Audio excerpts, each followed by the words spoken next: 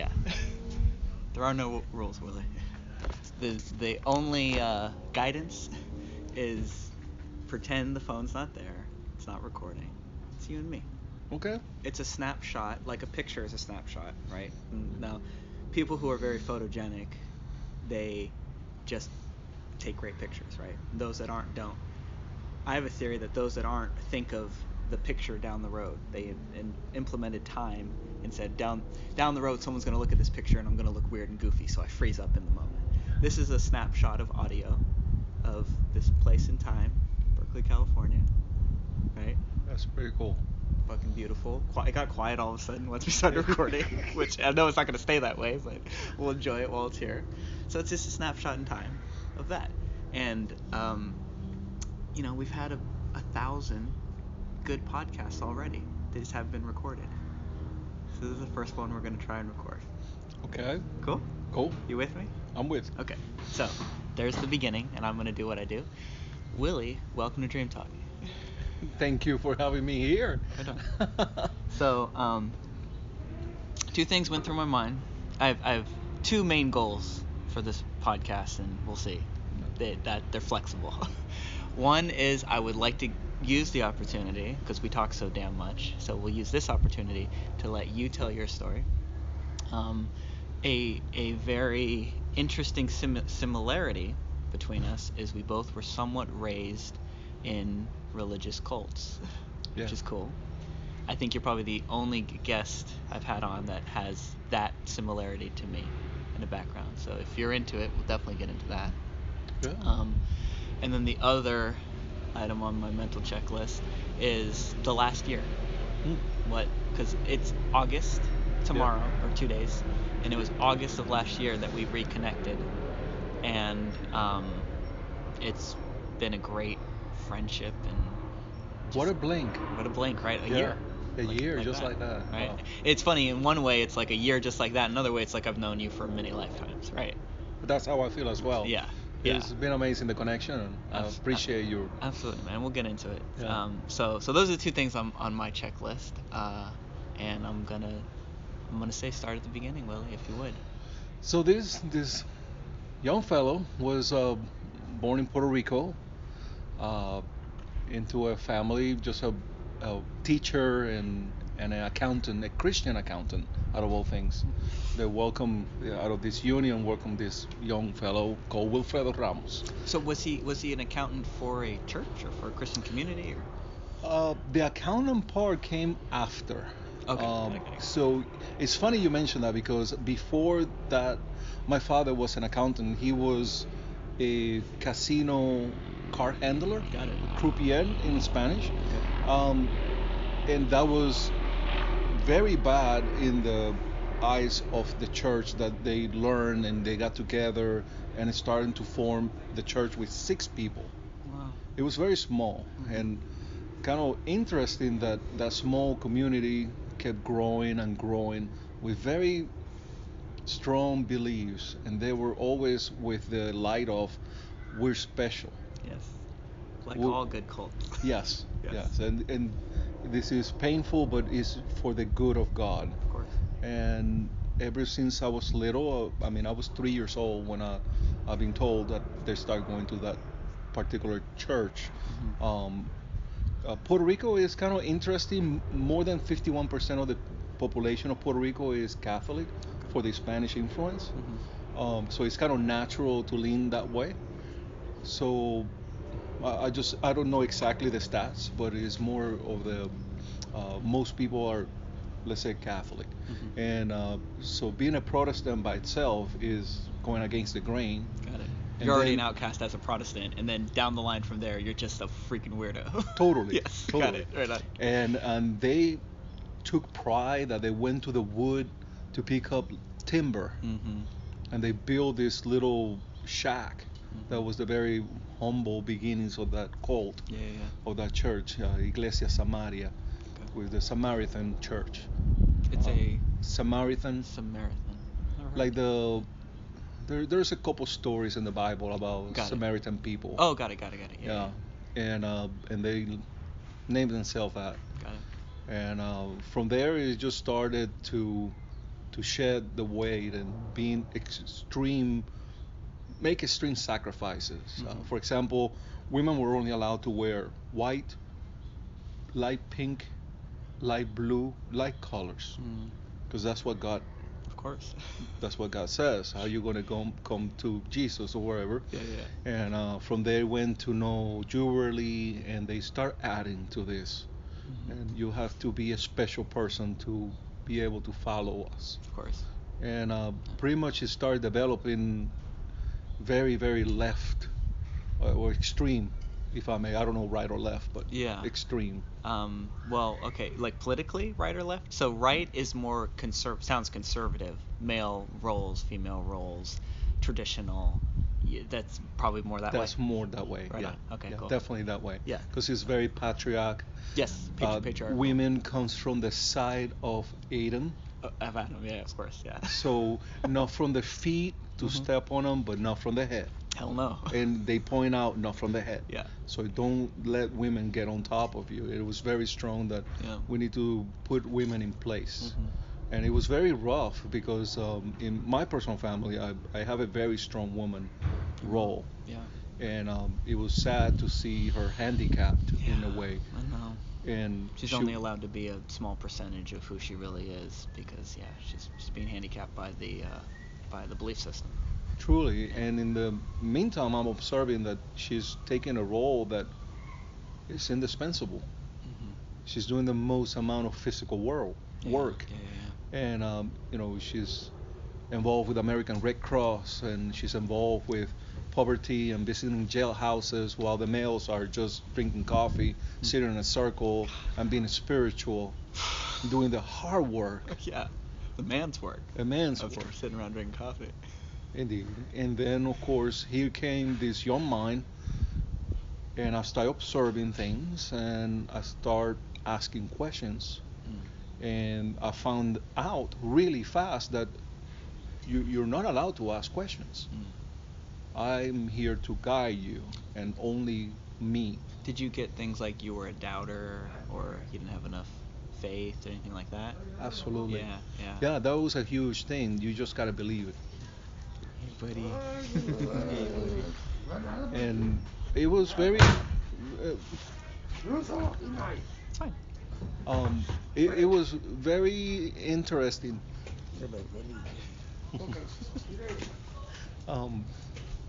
The at first, of course, you're very young mind. You're trying to piece this thing. You have these personalities of power in your views that you know they're adult. In Spanish culture, you have to be very respectful.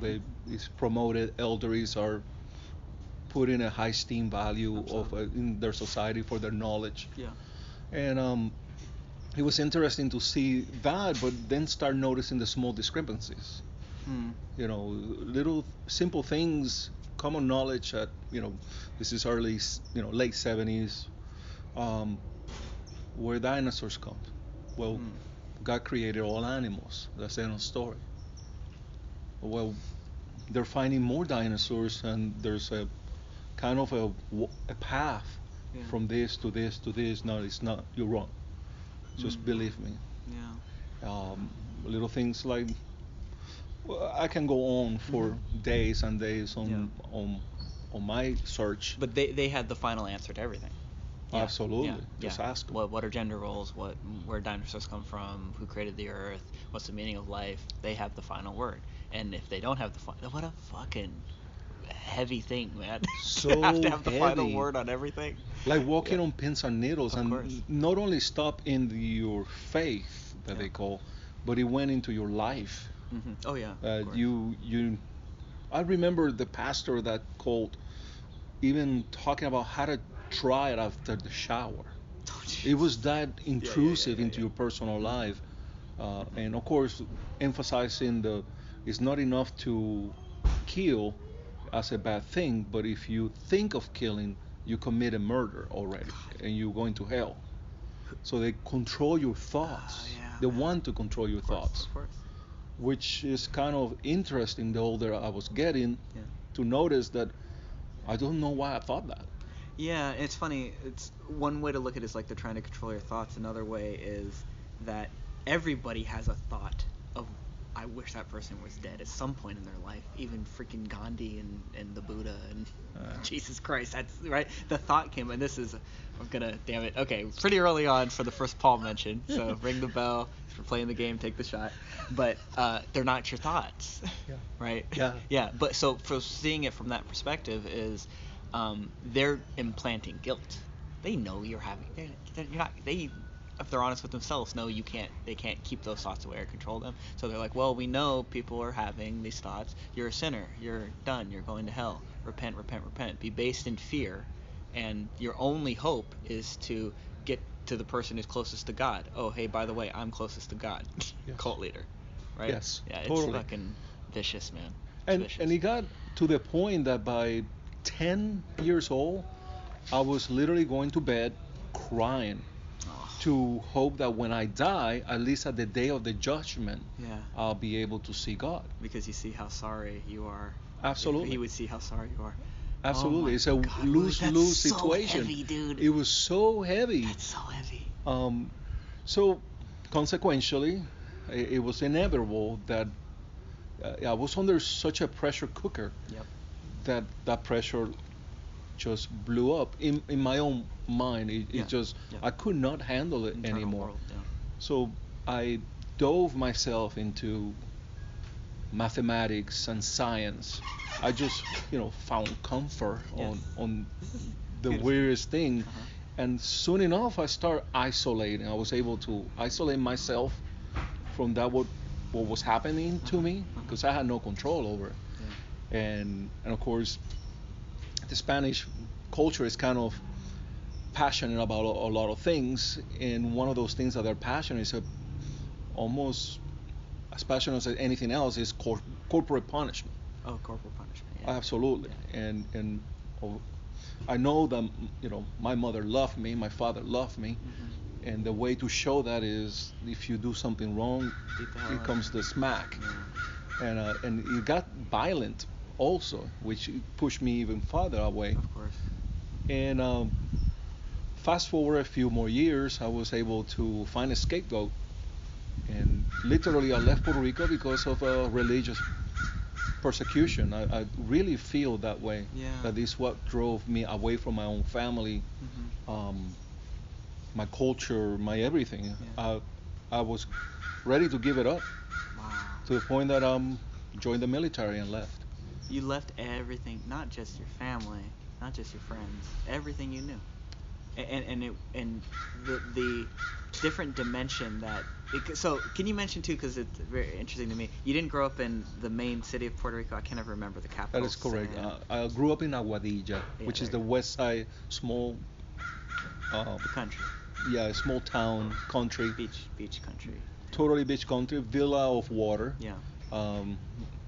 Believe that was where Christopher Columbus came into the island. Okay. So he mentions a few things about finding water, and there is a natural stream of water right in the villa of Aguadilla. That's what they name it that way. Oh, right on. And so a lot of things kind of lined up. I don't know, Yeah. but yeah, it was it was a lot of pressure and Yeah. just needed to Get out. get out. Yeah. Leave it all behind. I'll take the random, roll of the dice to what I'm in. And I had, it's funny you mentioned that. It just came to my mind this memory of mine in Chicago, Illinois. Mm-hmm. I just arrived Is that the first place you went from Puerto Rico. Wow. I'd never been outside the island. Yeah. I was totally prepared to be. They couldn't have put you in like Florida first or something like ease you into it. No, that would have Chicago. been way too easy. Was it Chicago in the winter? In the middle. This is No way. February. Oh shit.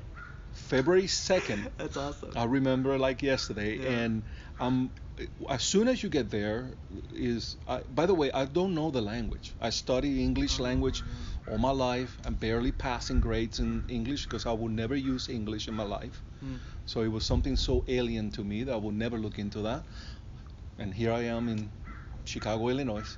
Yeah. So I have a little bit of reading, understanding. I know the numbers, I know the colors. Yeah. That's about my extent of my vocabulary. Dude, this is the hero's journey right here, man. We talk about. Have I told you about Joseph Campbell at all? Hero's journey.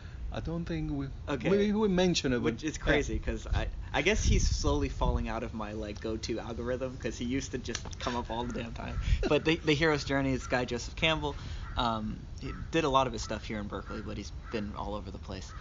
He looked at all the stories from all cultures from around the world and saw a common thread, which he called the hero's journey. Wow. And he wrote this book called The Hero with a Thousand Faces. And so from the villages of Africa to the, Inuit to, Asia, all over the damn place, there's a certain structure to all the stories, right? Oh. Yeah. And the structure is something. I'm gonna do a very brief. Any Joseph Campbell scholars out there, don't send the emails. But the idea is you're safe in your home with your friends or your family. You get a call to adventure. They literally call it a call to adventure, and you go out and leave into the dark and face the unknown and the scary and this and that. You overcome it, and then you grow from it and you come back as something bigger, better, stronger, right? Yeah. So you're in that beginning stage of the hero's journey. Totally, 100%. totally. Yeah. And so It's fine. It's background music. Don't worry about it. it's dynamic in Berkeley. Exactly. Yeah. They get it. It's Berkeley. So here I am, just 8 hours into my trip, my journey, outside of my suffering and everything I know. I'm in turmoil. I can't stand it anymore. Just reach this dead end. So 8 hours into that trip, into my oasis, I get to Chicago. They give me very simple instruction. You have to strip. I mean, you're just a raw human being when you get into the military, and they let you know very strong. Yeah. You're definitely not in Kansas anymore. Yeah. You strip completely of all your possessions. You put it in a box. You send it home. You write down your home address, and it's gone. Holy shit. So whatever you thought it was important to keep, Yeah. the last few precious golden nuggets of your life previous, is gone and sent home. Shit. Yeah. And they charge you for it, by the way, but it's just horrible. Yeah.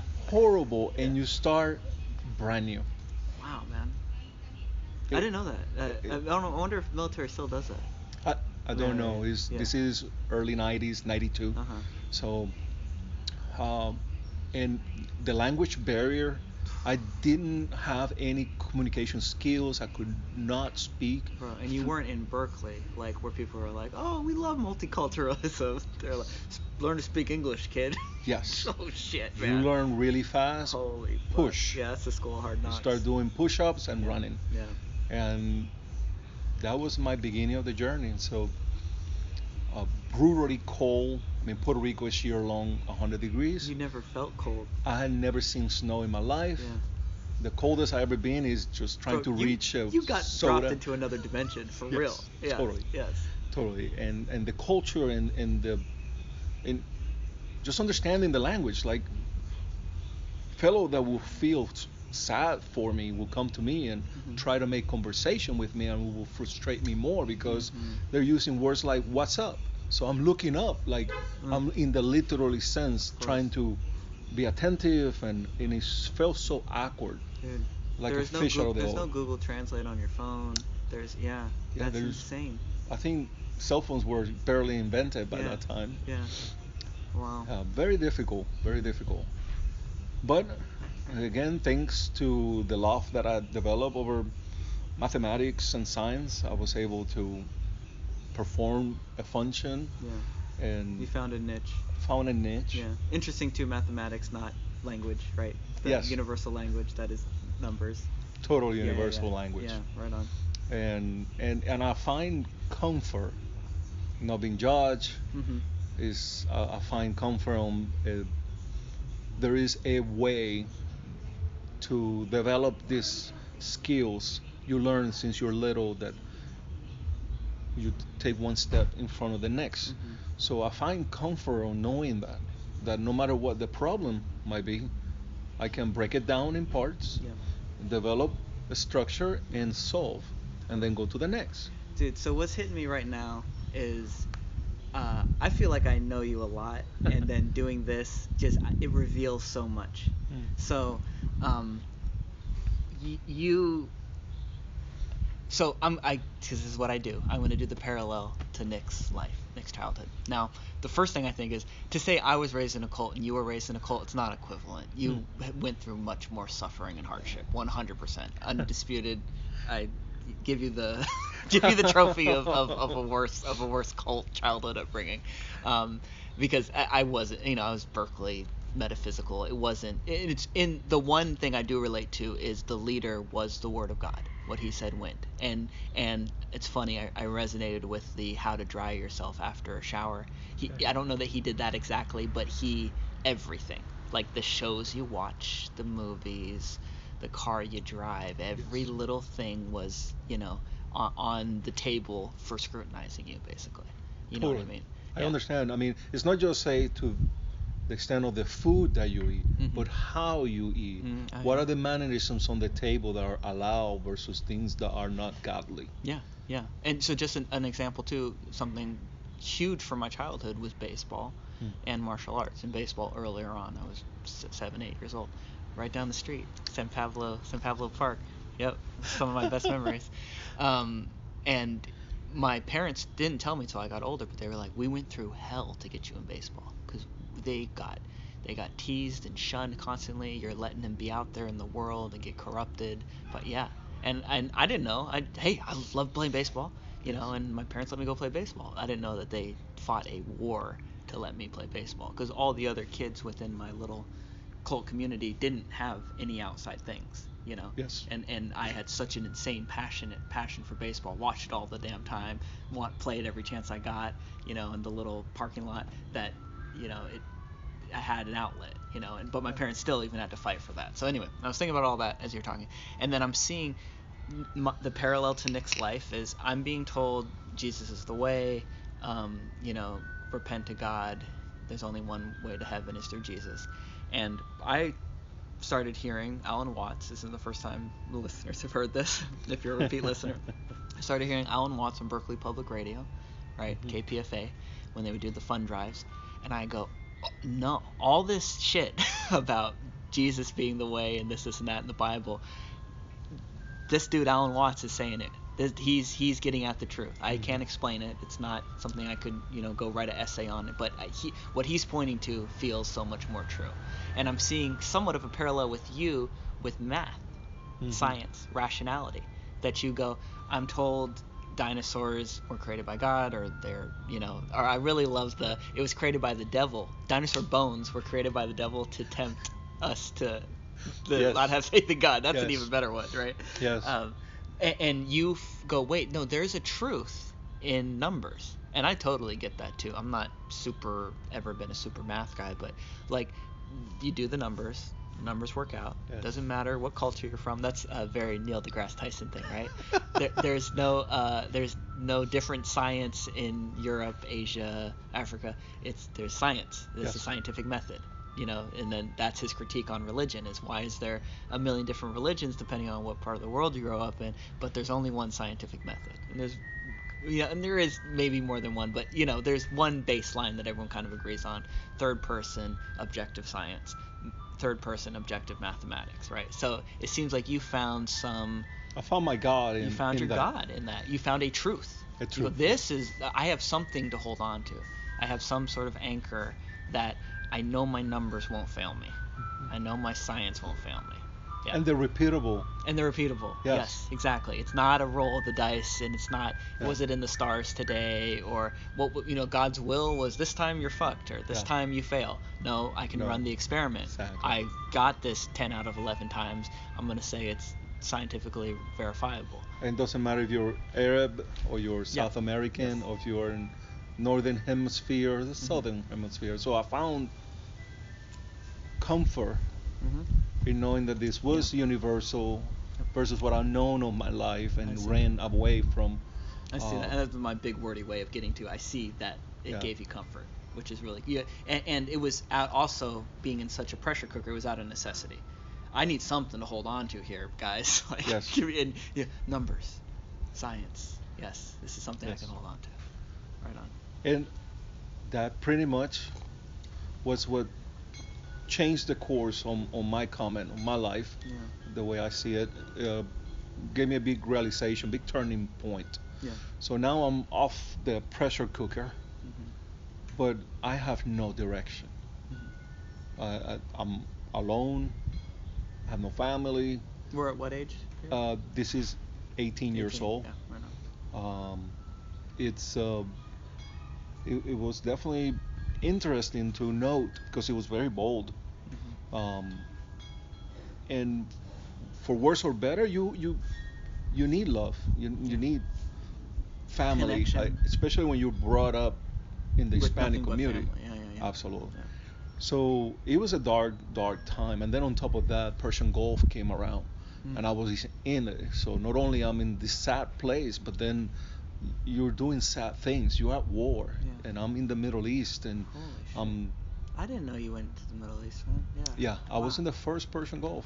Holy shit. Yeah, the USS Enterprise was. That's why I love doing this, man. Get to learn so much more about you. Yeah. Normally when we talk, I just yap. This is great. In our battle group, we got all kinds of stars and things like that. Unfortunately, I know now that it was really dark time. Yeah. And then aggravated by that, by war, true war, and loss of life, and loss of friendships, in both sides. Everybody lose. Yeah. So during that time, I meet this young life, and I got along really well. So I found a lot of comfort on somebody that had more interest on me than the rest of the companionship that I have seen in so far. Oh yeah. And we got together along really great, and we eventually, one thing led to another. We got married. And what age did you get married at? I would say on my early 20s, like 24. Right on. You didn't meet it in the Gulf. No, not in the Gulf, yeah. in the stateside. You met back here. Indeed. Right on. But we met during my military time. Yeah. Right on. So it was great. It was just fun time then. It started. Yeah. And I started seeing the happier things of life. Yeah. And it is not all doom and glory. And I kind of was in this limbo of just immediate action and reaction, just instant gratification. And I went through phases of drinking, and it is just my wild times, if I may. Mm-hmm. Fast cars and just lots of parties and stuff like that. Fast forwarding 10 years of that, I'm repeating life, waking up, going to sleep, waking up, going to sleep. Mm-hmm. And really, I don't have a map because I don't have any family with me. I don't have any elders with me. All I have around me is just youth doing silly things as youth typically tend to do. Mm-hmm. So it was fun, but it was just going all over the place.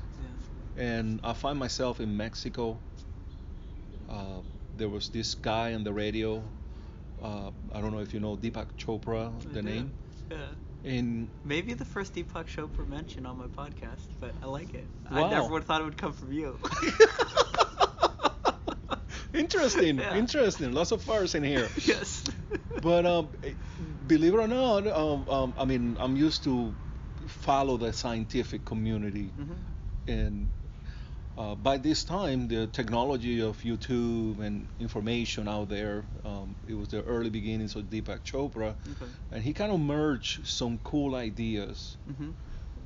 But I felt a bit commercialized. I even went to the Deepak Chopra Center. You did? I did, Southern California. Bro, this is awesome. Yeah. And you've done more than me already. And as you walk in there, it feels like Walmart. Mm-hmm. And I felt like Walmart. But there was some truth. They're gonna love this, bro. Yes, they're gonna love this because the reason Deepak Chopra doesn't come up is because we don't like to tease other guys too much. But he's a good gateway drug into spirituality, especially if you come from the rational science atheist background. He can be a good gateway drug. The real good, pure, best drug is Sam Harris by far, which we will get into Sam Harris. Yes. Absolutely, at some point. But the cheap Walmart commercialized is Deepak Chopra. So I get it. You're forgiven. I'm glad. Thank you. I'm out on parole. I never looked it up at him since. No, just kidding. But it did open a gateway. Absolutely. And it piqued my interest. I could completely see that. Yeah. And that was when my wife was pregnant with my daughter. Second kid. Yep. That is correct. Yeah. And at this time, I always felt there had to be a little bit more insight to things. Yes. So mathematics and science wasn't enough for me. It got you far. It did. Very far. But you knew there was a missing. Absolutely. Yes. There was something. There was way too much chattering, and I felt like getting ahead of myself sometimes, and then being behind, observing myself like on these controversies within myself. It's all an internal battles. Yes, totally. And my consciousness was not at peace. Okay, I'm interested. So when this is going on, are you going, why is no one pointing to this? Am I crazy? I'm speaking. Totally. Yes. Totally. And we should have done video. The look on your face right there is beautiful.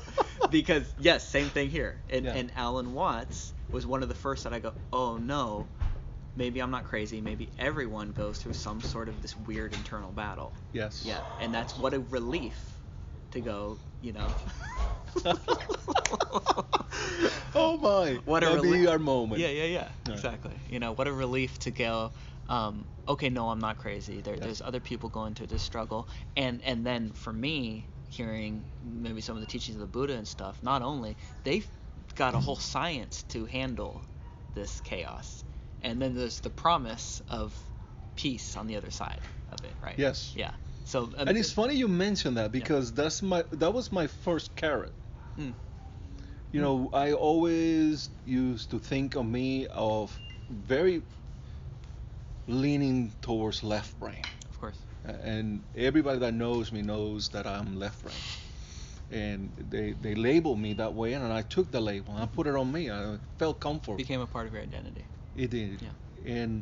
But I knew that there was still a lot of turmoil in there trying to. There had to be something else, and I couldn't pin it. Yeah. It felt busy. Yeah.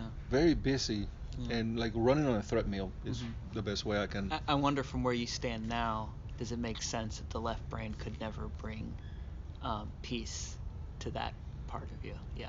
No. Exactly. Yeah, it is. Yeah.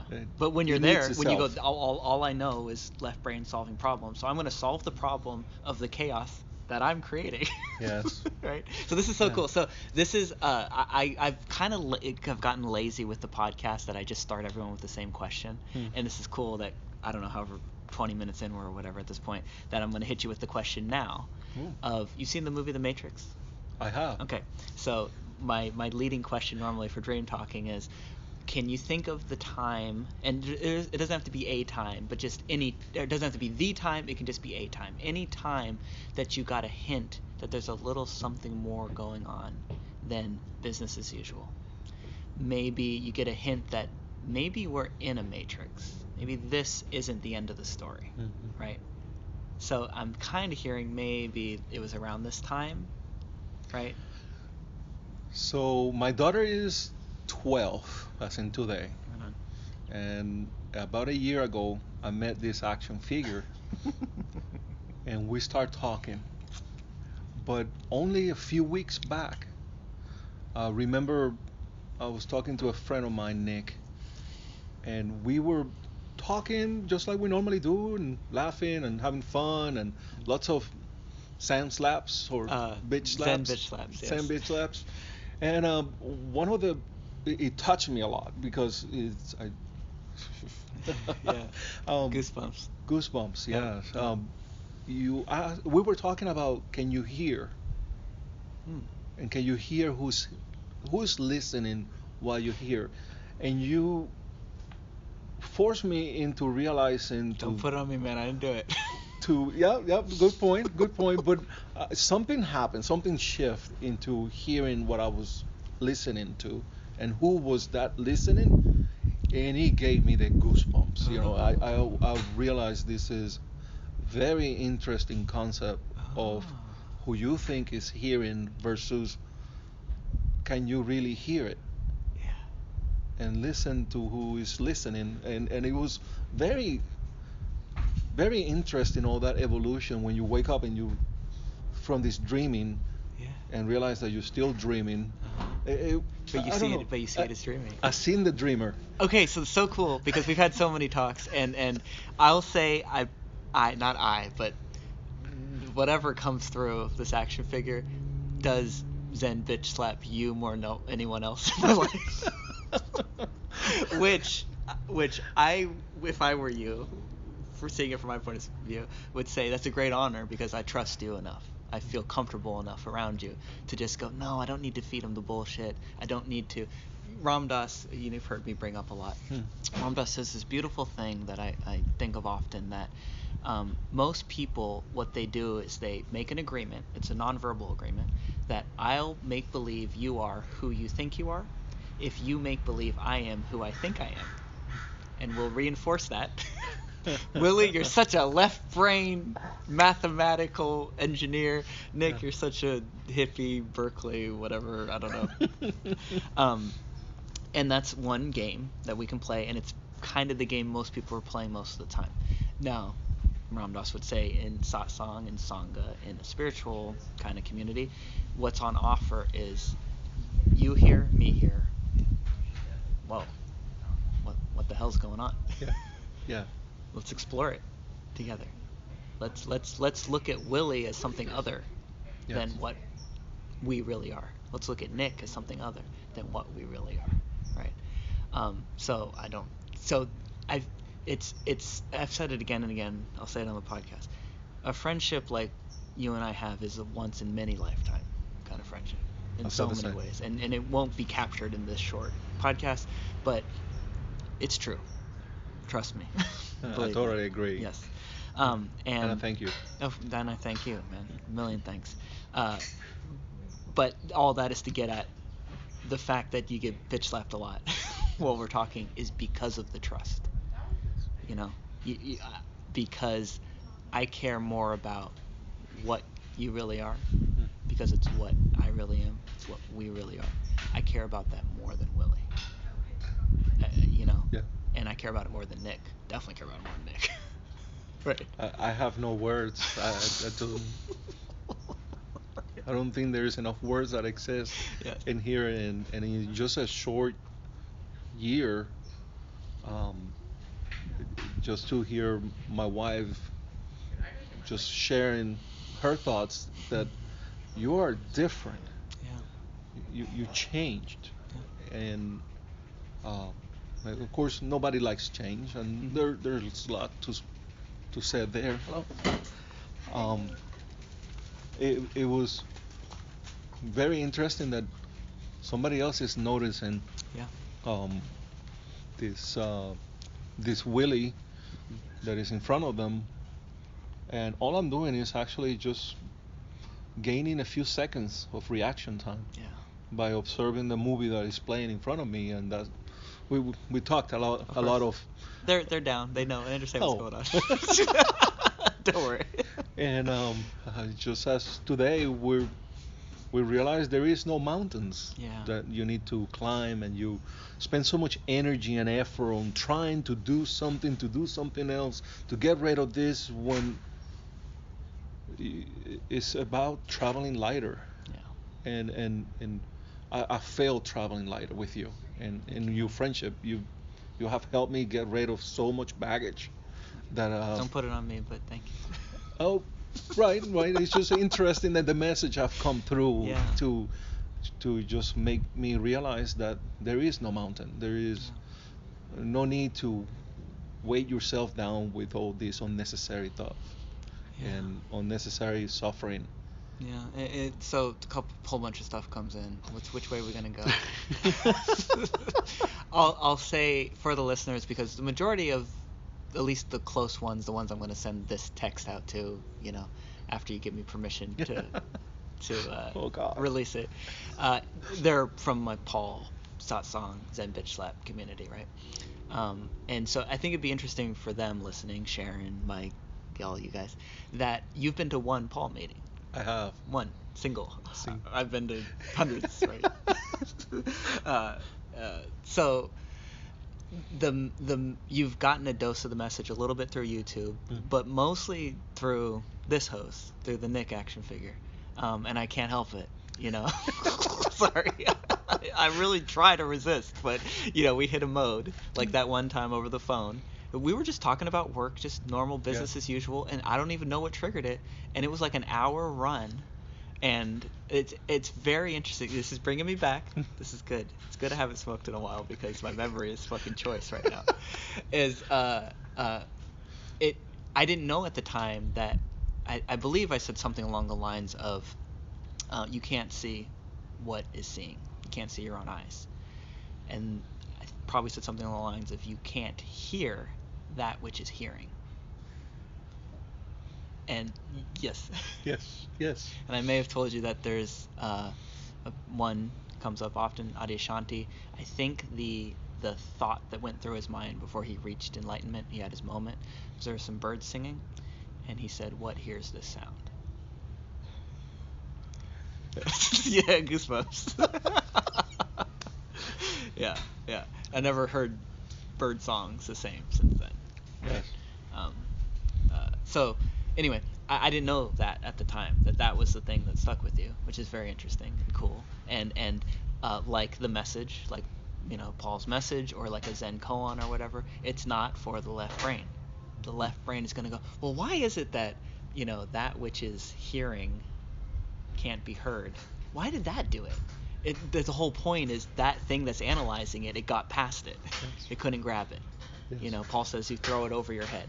And all of the rationalizations and the meaning making that we are so used to doing, it got overwhelmed. The system got overwhelmed. It got through to something else. And then that is now doing its work.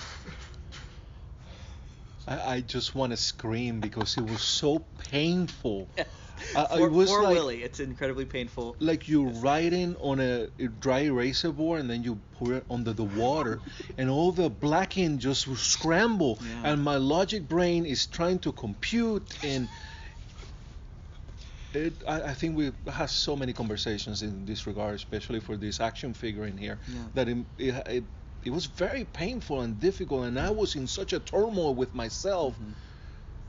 But the truths are self-evident and indisputable. Regardless of your language or your background or where you come from. Once it lands, it lands. I like to say it's like once there's no Santa Claus, there is no Santa Claus. You can't make yourself go back to believing there's a Santa Claus. And the heaviest one is once you see there's no Willy, once you see there's no Nick. Yes. There is one as long as you give it meaning, just like there's a Santa Claus as long as you believe in it and give it meaning. But you can't trick yourself into believing Willy shit is really Willy shit anymore. No matter how hard we try. It's so funny. So today, okay, I'll say this too because I love honesty and transparency on the podcast. I've been trying to get you to do this for hella long. Months. Over 6 months for sure. I've been bugging you, and you keep saying, "Oh, we'll do it when I'm ready. I don't know, maybe in a month. I don't know. We'll see. Once this gets out of the way, then I'll do it." I don't think Willy's still not ready. He's not here. He doesn't have to be ready. That's the whole point. That's one of the jokes I say. I let Nick go sit in the corner during this podcast, and I let Dream Talking take over. Right? This is Nick. If Nick had to do the podcast, he'd be fucked. He'd be blah blah blah scrambling, and the words wouldn't be coming out. So, the reason that I finally talked you into it, because I know a 9 on the Enneagram. We don't bring up the Enneagram too much, but I know a 9 really, really well. His name's Nick. And he likes to bring people together and connect people and wants everyone to feel equally included and comfortable and doesn't want to bother anybody, right? and I know another 9 named Willy Ramos. And so because I know the Nick 9 so well, I can kind of use it against the Willy Ramos 9. That's me. That's the action figure. That's for And sure. so we know that I have a very big Zoom podcast tomorrow with one of my heroes, Richard Lang. Just feels like I'm dreaming even saying that. And I said, hey, I haven't done a podcast in a while. I need some practice. I need to get loose and get some work in. Will you do it with me now for that reason? And the 9 and you just couldn't resist, and you said yes. Guilty. Now, I did say that you have the final say. You can tell me to delete it, which is still on the table. But if you're hearing this, listeners, obviously you didn't tell me to delete it. So, okay, we're getting into all that for what? This always happens. I almost get through somebody's story, and then Paul or something comes up, and then we're off. So, okay, interesting. The Matrix, first time. So the most real hit for you from where you stand now, if you had to pin it on one thing, would be a The phrase. spoon. The spoon. The spoon. There is no spoon. Yes. Yes. I don't think I grasped that scene as I think I do now, but it's a cool metaphor for me.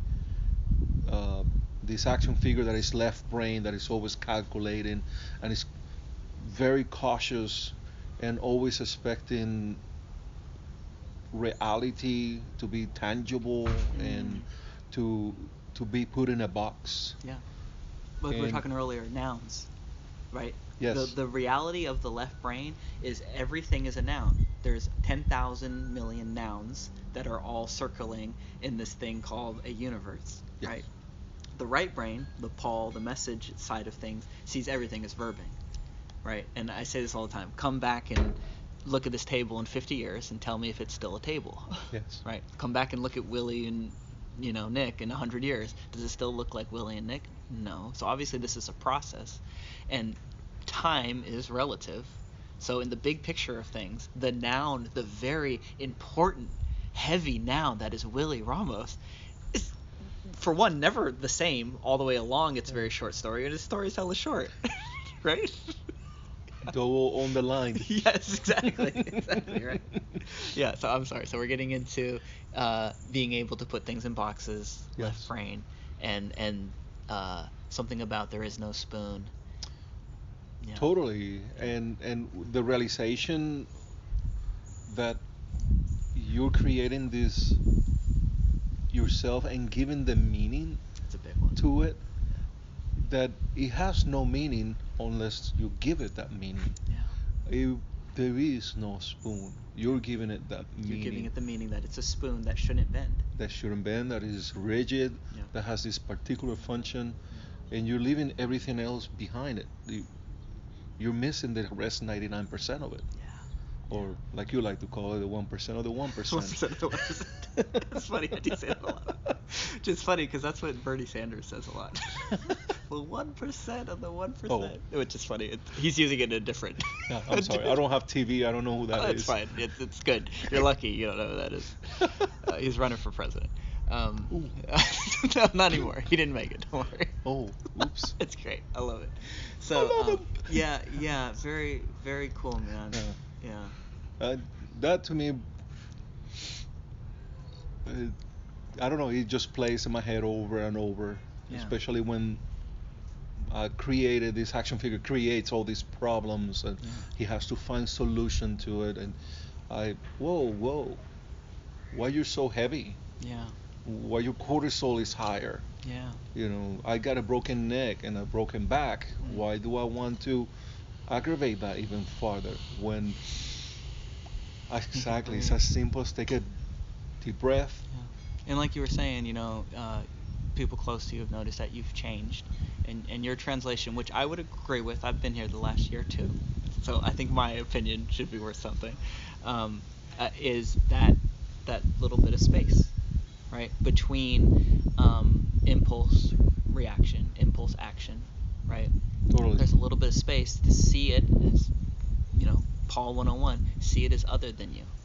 there is something arising, which is frustration, anger, confusion, stress, right? It's true, right? It's not, it's not denial, but I'm not that. And then the next big leap is I'm giving it the meaning. Today's a beautiful freaking example. As I shared with you, is my cortisol's up, my nervous system is fried, I'm breathing heavy, I can't eat, right? Is it two sides of the coin? Is it that I'm stressed out and full of anxiety, or is it that I'm very excited, I have a lot going on, I'm going to do an interview with Richard Lang tomorrow, right? Like, which side? Which side is it? Well, guess what? The person who's decided, that which is deciding which side it is me. I'm giving it the meaning either way, but I'm looking at it as if, this is something that's happening to me. Anxiety is happening to me. Oh my God, I'm so unlucky that anxiety is happening. So if it's happening to you, you have to take action. Yeah, exactly. You got to do something about it. And then, as Paul says, how do you create stillness with activity? It's just more activity. Hey, he slapped himself there. That was not me. Well, I mean, I slapped him, but he physically slapped his cheek. I'm telling you. Yeah. And so, what's Paul says all the time? What's the right response? Rest. There's nothing to do. Yes. There's nothing to do. The left brain will tell you there's a whole lot of shit to do before you can rest, and it promises rest, but it never delivers. It never delivers. Never delivers it, right? Over promises. Over promise, under deliver. One of our favorite phrases. It promises you, look, you can rest, but first you got to accomplish yada yada yada da da da da da da da. The never-ending to-do list. But don't worry, you can rest. It'll come. And then if you buy into that system, it's funny, like, you sometimes, the way that a broken clock is right twice a day, you accidentally fall upon rest and peace. And you go, what was it? Was it the 2 glasses of wine after the da-da-da? Okay, so that means that I have to accomplish my 11th to-do list, have the 2 glasses of wine, have the jazz playing, right? And then here comes the hamster. Okay, yeah. And then, I get a moment of rest. Am I resting yet? Right? It's a fucking fool's errand. It doesn't deliver, right? But if you see, as Paul says all the time, which I love, it's always available at all times with no requirement necessary. That is so beautiful, right? It's so simple. And if there's any requirements, I'm out, because the requirements means there's going to be more requirements, right? The only piece that I'm willing to put my money in, put my stocks in, is a piece that's always available, right? Incredible, just to think that this earth have gone around the sun once. Yeah. And at that time, this person was so busy because I had to find peace. Yeah. You gotta work for it. I have to work so hard at it. Yeah. I have a list of things. Of course. And I will go into great length to accomplish all that. I think Paul mentioned that the one time that I went to visit. Which was a Wednesday night in the city. My favorite of the two. I always liked Wednesday nights more than before the pandemic. The acoustics in that room, right? Yes. Yeah, it's just, and God. the ambience, just gets you right there into, I don't know, floating state. Oh, dude, yeah. It's I more and more I compare Paul to like a stand-up comedian, and one, he's very funny, but two, it's mesmerizing.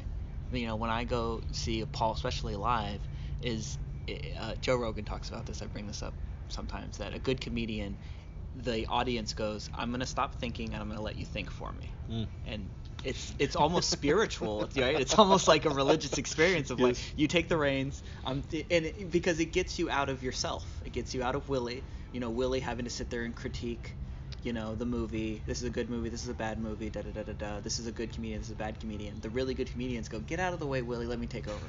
Let me take you on a ride. And Paul's rides are consistently, reliably the best fucking rides. So particularly on Wednesday nights, and then B-Star afterwards. Together, everybody laughing, everybody. I was ready to take notes. Yeah. That's I had my pen and pencil, and he made that comment, I'm not giving you anything. Yeah. So the page stayed blank. It did. You got the message. But I got so much more, and I felt, I don't know, through. I'm just so grateful. I'm just so grateful that I had a chance to see him live and feel that energy. It was just an experience so light Right on. that it's almost like it didn't happen. You know, like Yeah. fantasy. Like I Dude. don't know. It's Yeah. I get so what you mean fresh, so much. so yeah. fresh, and I'm hooked. Yeah, as am I, obviously. That's really cool, man. Yeah, and I'm glad you got to see him live too and experience him. And hey, there's millions of hours on YouTube too. You could always go back. It's the same message over and over again. It's so funny you said, I didn't know you brought a notepad. Yeah, you snuck that in. Then I hit it back. Because Paul always says, some people bring notepads, they don't write anything down. That was your case. Yep. So you got the message, the blank page. Nothing. Bam! You get to go home with nothing. Yeah. Some people take notes, but he always says nobody comes back a second time and takes notes. Yeah, that's my buddy Keith.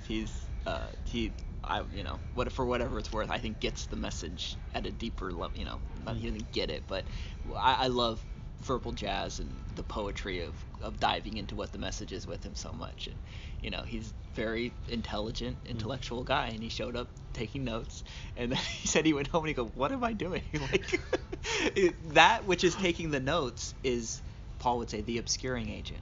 Yes. That's what's keeping you from seeing the greater truth, is that which wants to grab it and hold on to it, right? You're going to walk away with the noun, the thing that is truth. And I'm going to hold on to that truth and carry it. Fuck, it's fucking heavy to carry this truth through life, but I got the truth. That's going all the way back to the Cult 101. They have the answer. Yeah. Those 6 people, the other 7 billion didn't have it straight. Those 6 people have got figured out the answer. They went through the Bible. They cut out all the fluff. They reinterpreted, and they got the answer. And they get to carry that answer through life. And, you know, it's kind of intense, but ruin other people's lives and make them slaves of a system, which is that cult, right? And I would say what Paul offers is the exact opposite. Nothing. You don't get to walk away with anything. You don't get to carry anything away. And you know, he always says a steady diet of nothing is the best diet. Yes. Because eventually you're left with, well, if I have nothing to hold on to, then what do I have? This. Yes. That's beautiful.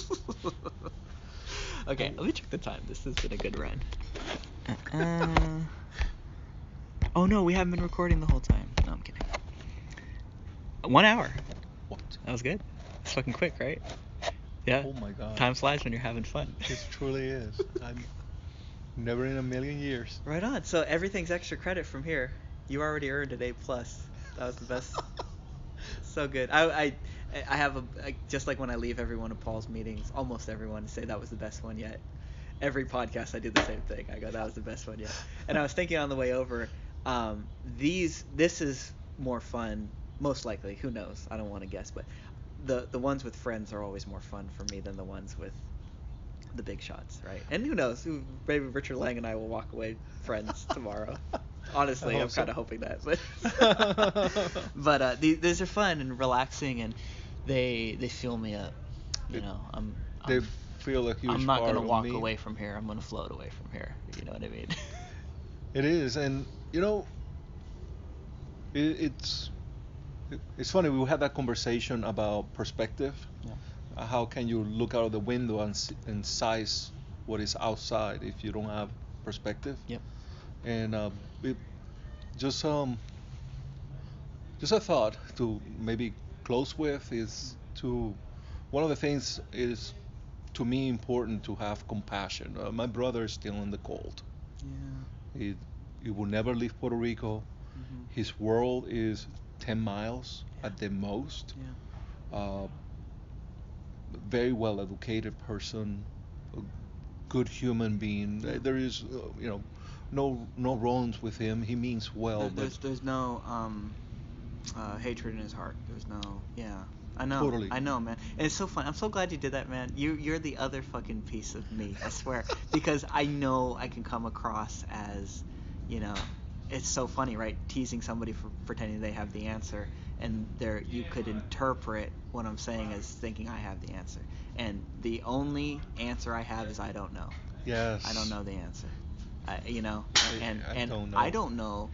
I mean, from my own personal experience, I'll take what I got, but I don't know that, you know, maybe the cult life is, you do find peace. You find something that, you know, I'm missing, and to each their own, and, you know, absolutely. I'm just thankful, extremely thankful. Um, I've been, I found a gem, Paul, and the group. It was very welcoming. I would never expect uh, anybody welcome this crazy Puerto Rican that comes in and just want to sit and listen to nothing. Yeah. So I'm very thankful. You know, it's too simple. There's no words to explain the gratitude that I have. That I can look inward now and find strength. Yeah. I, I'm living more present than I ever have lived. Yeah. Uh, I'm less concerned what the future may not bring. What Paul calls what's not happening. Yes. We allow what's not happening Yes. to affect what's happening, which is this moment.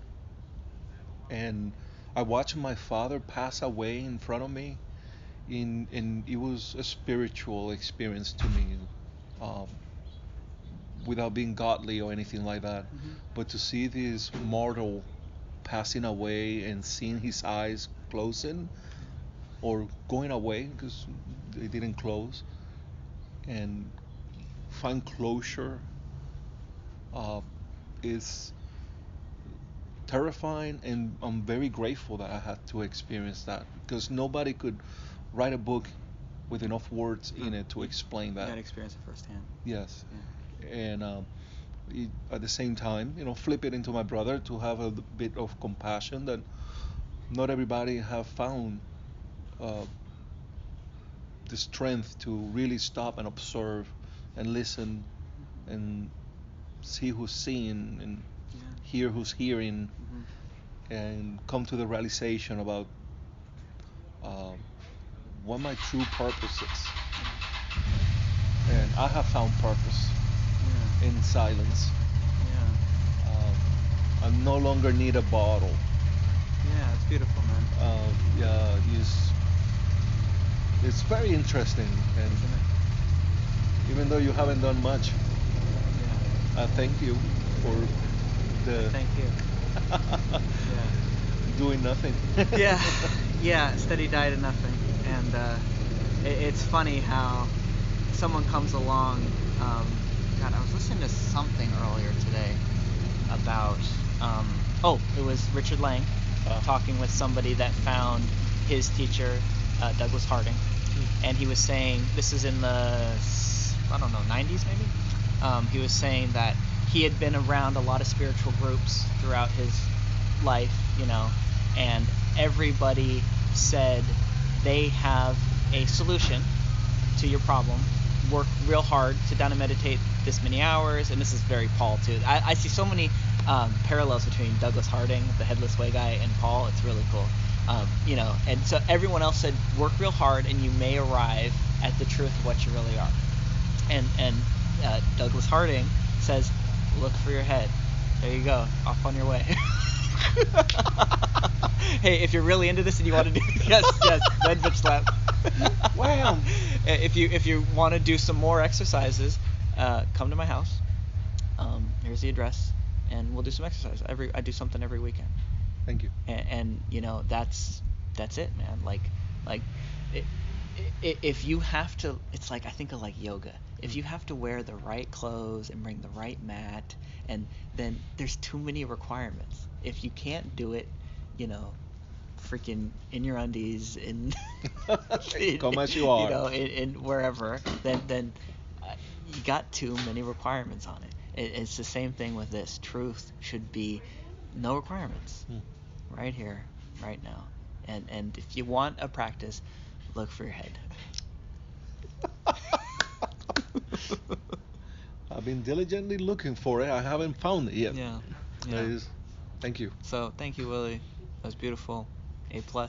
You gonna let me put this one out? Let's do it. There we go. I see the nervousness coming back. It was gone for a good 60 minutes. Love you, man. I love you, man.